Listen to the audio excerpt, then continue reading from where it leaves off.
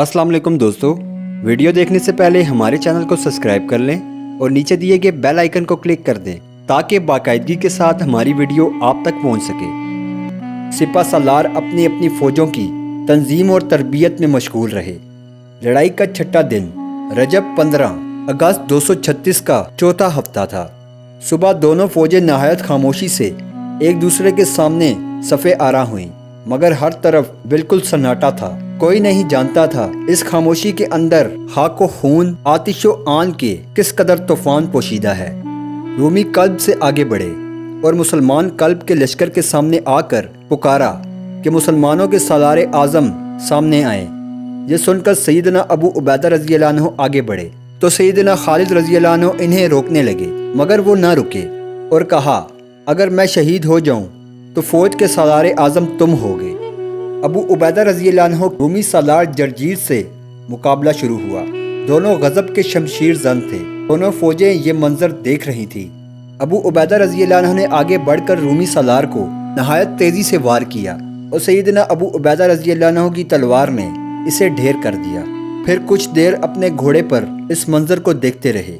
जंग एक बार फिर शुरू हो गई। सैयदना खालिद रज़ी अल्लाह अन्हु ने अपने साथ उमर बिन आस रज़ी अल्लाह अन्हु को लेकर रूमी लश्कर पर हमला कर दिया।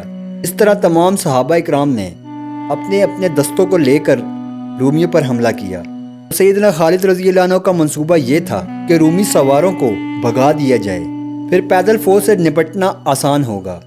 मगर भारी भरकम असलहा से लैस रूमी सालार मुसलमानों के हल्के फुल्के दस्ते के मुकाबले में कोई बेहतर कारकर्दगी ना दिखा सका।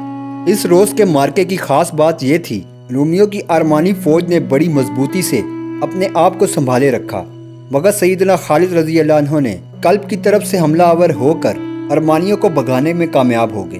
इनके ख्याल में वो रास्ता महफूज था। दरअसल सैयदना खालिद रज़ी अल्लाह अन्हु ने एक ऐसी जंगी चाल चली कि रूमी फौज ने अपने तीन अतराफ में मुसलमान दस्तों को मौजूद पाया।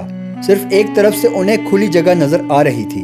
जब अरमानी फौज के साथ सलाफी फौज पसपा होकर वादी अर्रकात की तरफ भागने लगी तो बाकी रूमी फौज हौसला हार गई और बड़े मुनज़्ज़म अंदाज में पसपा होना शुरू हुई।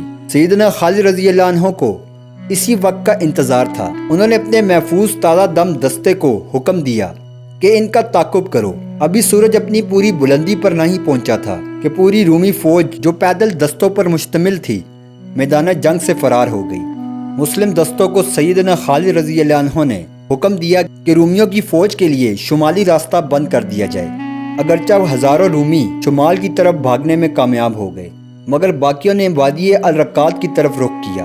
वादी अल-रकात की जिस ढलान को रूमियों ने भागने के लिए मुंतखब किया, इसकी चट्टान के पीछे नीम बरहना मर्द कारजार अपने दस्ते के साथ मौत की शक्ल में इनके इस्तकबाल के लिए मौजूद था।